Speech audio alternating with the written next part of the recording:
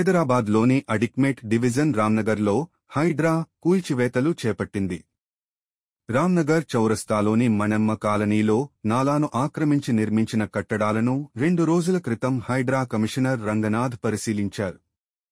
దీనిపై నివేదిక సమర్పించాలని జీహెచ్ఎంసీ రెవెన్యూ అధికారులను ఆయన ఆదేశించారు. నిర్మాణాలు అక్రమమే అని నిర్ధారించిన అనంతరం హైడ్రా అధికారులు శుక్రవారం ఉదయం కూల్చివేతలు చేపట్టారు. ఇక్కడ విక్రమ్ యాదవ్ అనే వ్యక్తికి చెందిన స్థలంలో అక్రమంగా కల్లు కాంపౌండ్ కొనసాగుతోందని స్థానికులు 2 రోజుల క్రితం హైడ్రా కమిషనర్కు ఫిర్యాదు చేశారు. అక్రమ నిర్మాణాలు చేపట్టారని అందులో పేర్కొన్నారు.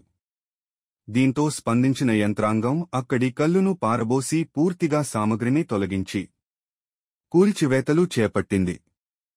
ఫిర్యాదు చేసిన 2 రోజుల్లోనే హైడ్రా చర్యలకు ఉపక్రమించడంపై స్థానికులు హర్షం వ్యక్తం చేశారు.